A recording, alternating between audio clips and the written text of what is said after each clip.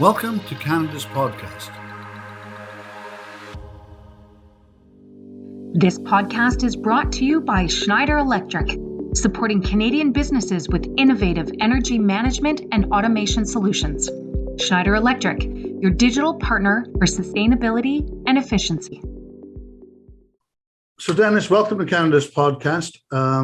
It's really great to meet you.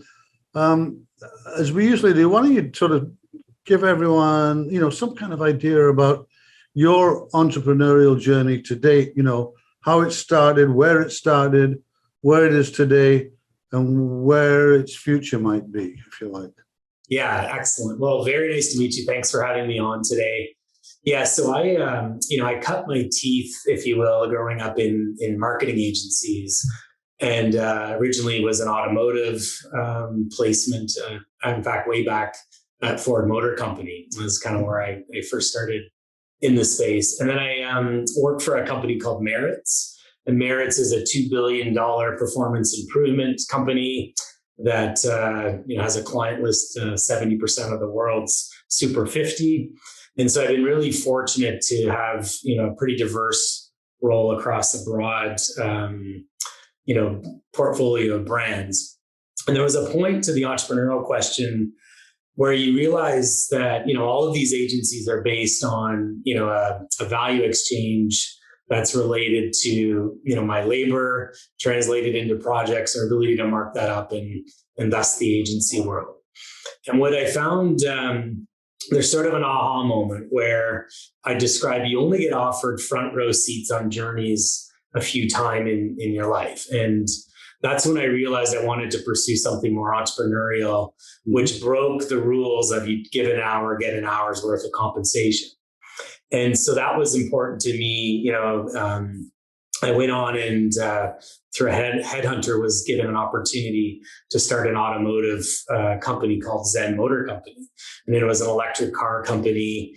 And it was really a fascinating way to get public market experience, grow a company, sit on a leadership team, and drive this fascinating, value exchange, as they said, but that wasn't related to do this and get an hour's worth of labor. So all that said, I kind of continued along, and I was eventually started my own marketing agency and was servicing clients, and was given an opportunity to do some consulting work with Mountain Valley. And early on, I started down this path with this company, and was asked by the leadership team here, hey, would you come in and run this, given my prior public markets experience and basically my self-proclaimed ability to take complex ideas off a whiteboard and get them into motion. And that's probably something we'll talk about today a little bit, but entrepreneurship is more than just dreaming and ways to make money, the ability to execute, build the right team, and all of those things. Mm-hmm. Interesting. But you had a nice job with Merit, who I know, by the way. What kind of sparked you to step out of that comfort zone? One of the top guys in the business, you were earning good money. I'm pretty certain of that. Why step out of that and make things awkward for yourself? Why become an entrepreneur? Yeah, that's an awesome question. And I think a little bit of it is in your, if you feel held back, there's sort of this innate, there's a risk reward for sure inside all of us. And often entrepreneurs are defined by that ability to take the leap into something that is a little less known, a little less control on one hand, but in the other hand, you have all the control because you make the decisions, and you, as I said earlier, you have these front row seats to influence it. You make me think of a funny story. The day I had resigned from Maritz, it was sort of a long dance. I was on the CEO's calendar, and of course I headed up, a sector that was pretty important to the company. And we had got to a point where we had scheduled a golf game, and we were several weeks out, and I tried to talk to a ZA, and meeting got canceled. And, long story short is I got to the point where we're both on the tee block. And I said, I feel terrible. He came racing in late. And I said, I feel awful that we're here. He's like, how have you been? I said, I'm doing great. I had tried many times before today, but I'm actually resigning from the company. And on that very first block, I hit this amazing tee try. I like to golf, but it was just, you don't always hit straight. Just rub it in, okay? Yeah. And then he sort of duck hooks one off into the fescue. And it was just this irony of, how we got to that point. But he said something really, really cool. He was, first of all, complimentary of the decision. And to your question, he said, I know for sure you'll be running this company or a company of your own someday. And so, I was very flattered and honored that he would say that, especially in that circumstance. But he's kind of right. Like there's this, everyone we interact with has leadership skills, and you can sort of see leaders in the room. There's that confidence, there's that ability, to fail fast, learn hard, and pick up and know that you're solely responsible for that. And I think I've always had that deep inside me. But as you said, you get comfortable, like you've got mortgage payments like everyone else. You incur debt based on, great paying jobs and good years. And in sales leadership, you also have commission-based pieces of your compensation. And so at some point, I think there is just this little butterfly in you that you're like, I want to do more. I think exponential comes from taking exponential risk. And usually it's financially driven initially, but I've learned so many more rewards to the entrepreneurship, that entrepreneurial side beyond finances, although finances is a really, cool outcome of. Yeah, actually, I think the people that become entrepreneurs because they can't stop asking why, Yeah. Why are we doing it this way? Why not this way? Kind of thing. I think there's a lot of that goes on. But I want to get back to where you are now, Mountain Valley, because I'm interested. Just doing a little bit of thing. I love. Really the social enterprise side of it, and the business model that you're building there. Of you're obviously in the biotech business, but you've got this mission of more life, less death, and we've all seen through the pandemic, the kind of let's say uneven spread of vaccines, and I would like to talk a little bit about that because I think it's something that's really close to everyone at the moment. And it is still part of the enterprise, so it's still, entrepreneurial and a different way of approaching, in this case, the biotech industry with a different model, a different motivation kind of thing. Yeah, well, I'll tell you bring up the way I would segue into the answer. There's also, so I just turned 50 this year, which is a big sort of milestone. It's a big one. I remember. Yeah, it's impactful. But it's also interesting the way you frame that question, and I want to get into legacy. And as you think about, the empathy that you have, without a doubt, 10 years ago, I would not have been the right person for this job. And as you reflect back on, your wisdom and the things you learn, each 5-year period in your career, the emotional intelligence that's required in a leadership role. You define, I loved how you sort of ended the last question by, this curiosity. People that know me, everything frustrates me about process and how things are done. And my mind only works with improving things. I see something and I immediately have 8 steps to fix things. It's a blessing and a curse. And it drives my wife crazy because, we're standing in line at a restaurant and I haven't figured out what they might have done different. But it's interesting as, back to the question about, why now? What is Mountain Valley creating, and why am I putting that DNA of sort of empathy and in more life and helping the world's most disadvantaged? There's something really cool as you mature. You realize you evolve from the quest of money or power. You go through these phases where you really are inspiring change makers. I talk often in interviews about we learn from those that have gone before us. The people that surround us are motivated to change. No one's the smartest in the room.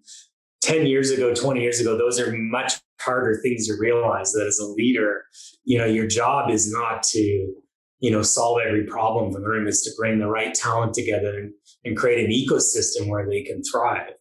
And, when you now relate it back to the work Mountain Valley's doing, it's been a real honor to be at this age, thinking of my legacy. I have 3 children. I want them to be able to say, well, my dad's doing something that enables, the best drugs and vaccines in the world to reach those most disadvantaged, where through cold chain restrictions in the drug supply chain, or efficacy of drug delivery, or simply just getting drugs more cost effectively to where they're needed. What an awesome thing. And when we find partners that are like-minded, the start of those meetings are usually defined by where are they headed, and are their missions aligned with their values aligned. And we do that to, of course, attract talent, but it's also how we go to market and the partnerships. And I think it's a really awesome thing at this age to reflect on that and go, yeah, it's not only kind of a cool slogan, but it becomes foundational of everything that we do and how we measure our success in the end. Let's move away from sort of the business side of it. I'm big on mentorship. And so one of the questions that I usually ask is, on the mentoring side of it, what's the best piece of advice that you've received from a mentor that, it's in your pocket and you use it all the time. You pull out, you just carry it with you, kind of thing. Yeah, I love that question. And, the answer is just instantly comes to my mind. The best mentor I ever had, a lady by the name of Michelle Ubel. In fact, I worked with her at Maritz. She was a tremendous leader. And every time, I had my one-on-one sessions, coaching and her inspiring, what was possible, she always made you feel capable of more. And, there's this really interesting style, and I think it relates really, really wonderfully to this entrepreneurial thing, because it's pretty lonely, right? You have to reconcile each day, like, where are you going to get energy from? What are you going to do? What are you going to pursue? Where do you want this team to grow? Often people lead by, or they mentor and coach people from you did this wrong, you did that wrong, and you need to fix these things until you're more capable. What I love about Michelle is she always started with, inspiring you about, you're not even halfway to what's possible with your skill and your psyche and, your leadership talent. And then you can cherry pick a few of the things that are holding you back from that vision. And I love it. I think it's it's thing I've transformed into how I lead people. We're going to make mistakes. Everyone makes mistakes. It's important not to make them twice. It's sort of I don't dwell a whole lot on that, but if people aren't inspired to dreaming where they're truly capable of, then you'll end up having to do the work for them. And she's imparted that early in my career. And she definitely, it's something that's very impactful to me today. At Schneider Electric, we empower Canadian businesses to utilize energy and resources efficiently. Schneider Electric, the future of energy. Do you think we are wired differently? Do you think anyone can be an entrepreneur? Or is there something, that not everybody has? I mean, I struggle with that, with giving an answer. So if you can't do it, that's fine. But I think it's very interesting. I meet a lot of entrepreneurs. Some would say that we're nuts. Some would disagree, say anyone can do it. Yeah, so it's really interesting. Originally, I think everyone inside themselves has that ability, or this desire, if you will, to have a bit of autonomy to make. But my clear answer is I don't think everyone's an entrepreneur. I think entrepreneurship sort of has this sexy title. A lot of successful business people are often held up for their entrepreneurial spirit. But I do think there's something innate, and this is another story that I think of that frames back to this answer is, if you even assume everyone in the company wants to be the president, that's usually a mistake. If you start managing everyone, that everyone needs to be promoted and they're always fighting and clawing, there's many people that are just incredibly comfortable, skilled, and confident to do the same job for 10 years, 20 years. And, without overlaying, this, you should do more and grow more. And then I think there's a second trap of entrepreneurship, even if it's innate inside us. We have this economic system that's introduced very early on.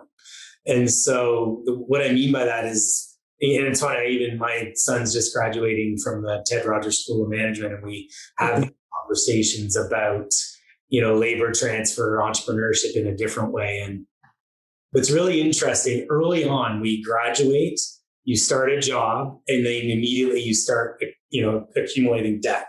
You get a mortgage, you might get a credit card, you get a car payment. Mm-hmm. These normal engines actually restrict your ability to become an entrepreneur because there's forever this risk-reward exchange. And so my advice to someone that is young, that is unsure if they have the chops to go and start their own business and pursue, some new change, which I think is a fantastic thing to pursue.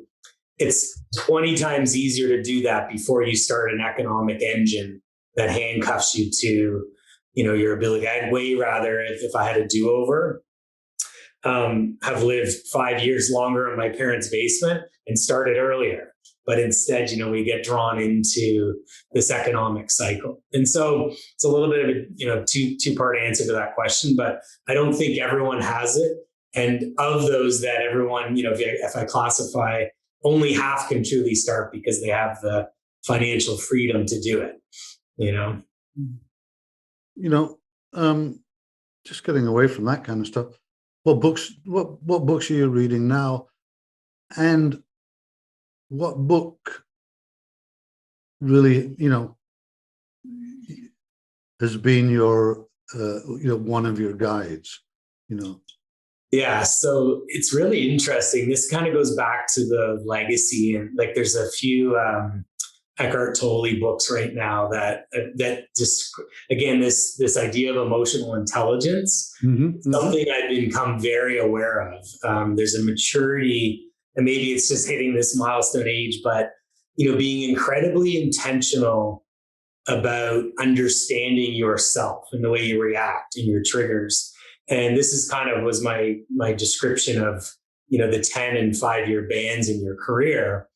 The way you handle a situation at 30 versus 40 versus 50 is an incredibly different skill set. And I'm on a journey right now about understanding emotional triggers, because emotional triggers are very dangerous in business because they almost always, you lose your upper hand in a negotiation because something's triggered you. The way you coach or mentor someone, if there's a trigger, the way you receive feedback, attacks on the business, unnecessary praise. So it's it wouldn't surprise you and your audience to realize at this stage, I get a lot of business. I understand. I'm not looking for, inspiration to get out of bed and all of those things. I'm looking to really make sure that I optimize my team and their energy. And I've often said, a Canadian story, I'm coaching Wayne Gretzky. I have top scientists in the world on innovative breakthrough technologies. My job is to make sure that they get on the ice at the right time. They have the right team around them. I don't have to pretend to be more in that relationship, except, making them the best that they can be. So I'm very sensitive, and I'm not a biotech guy, as you alluded to. My job is to transform science and technology into, impact every animal and human on Earth. That's our vision about more life and less death. And man, it comes from, understanding that. The only other final point about, books that have had a big impact, growing up in the marketing space, I'm a huge fan of Seth Godin. He's the most practical. He's one of the few daily emails that come into my box. There's a simplicity that I love about, these little nuggets that you can just be reminded of simple things. Yeah. And so that's my other quest. I think of the most impactful books. They always are short reads, impactful chapters, very, translatable. And the 2 or 3 that come to mind are all written by him in their simplicity of, even linchpin is one that I think of, your role, what you can control, because you can't control everything. And so how you manage the things you learn, the quest you have. Again, he's pretty big on triggers as well. But it's cool. It's pretty neat to see someone that just understands, brands and marketing, consumer connection, because that's one of my, growing up in a company like Maritz, it's all about value exchange, right? So every relationship has a value exchange, candidly, like brands to their customers, employees to boss, team to team. If you had to pick one word to describe yourself, what would it be and why? Wow, that's a really interesting question. I would say driven is a word. It's probably an obvious word in an interview like this, but the reason I don't rely on anyone for my emotional energy. Getting out of bed, it's something, again, I'm trying to teach my kids. I've always been really in control of my work hard, play hard. And so when I think of being driven and, really understanding the value of a vision, what are we building? Where are we growing to? I don't need any more than that to get out of bed and get on with my day. I don't waste a lot of time. Mm-hmm. So driven, I think, is a good word. I also have a very good sense of humor. So some people, that work hard, play hard, I think is such an important thing, to have fun. Like, and funny, Steve Maritz, because I spent most of my career at Maritz, had this amazing statement about work hard, have fun, and get the job done, as the sort of pillars of me. And I just embody that. We're not, how you show up for work, how you live your life, work-life balance, all of that comes out of being driven, but not so serious that you don't realize you have a family and relationships, and work can be fun. What are you most excited about in business today? Yeah. So, I'll answer that a little bit from Mountain Valley, like where do I get a bit of the energy? Yeah, sure. Appreciate that. Trends, especially right now in the midst of a pandemic and all that's happening.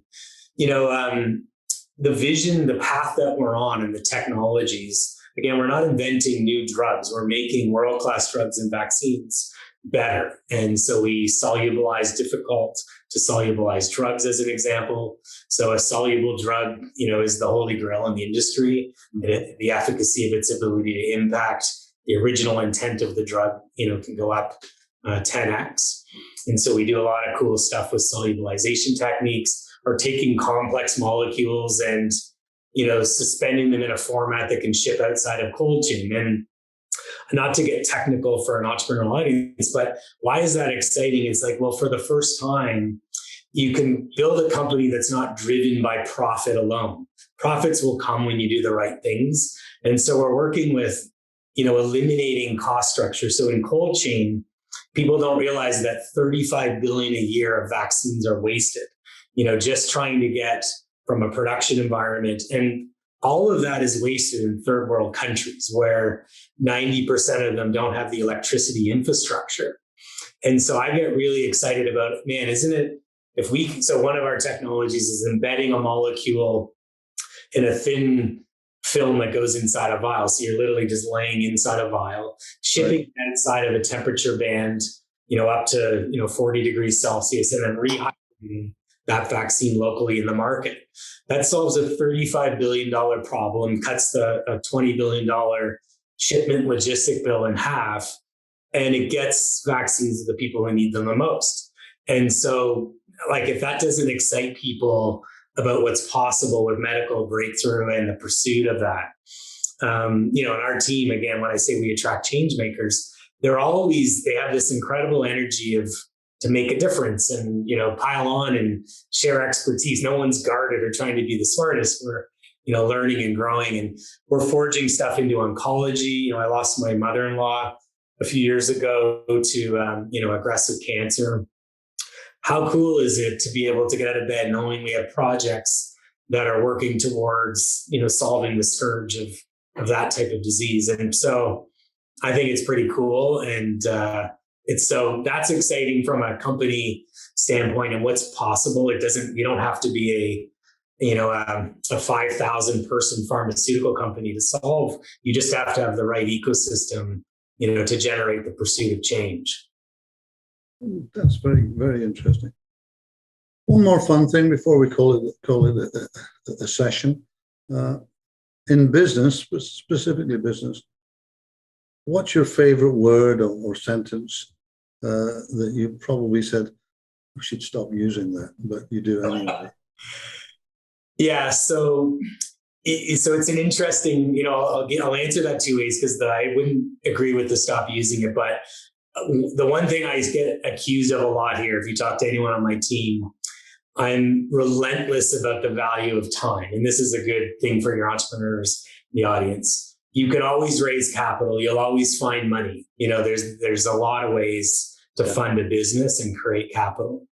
You can never buy time. So I am relentless on the value of time and the value exchange in converting time into real business and advancing it. So that I don't want to stop using, but it is something I think some people on my team would say, oh yeah, we would finish that sentence. But the one word in this business at Mountain Valley that I use a lot that some people chide me about is, because we have so many lanes, and lanes is the word, that are pursuing. We've got some incredible advancements in husbandry animals.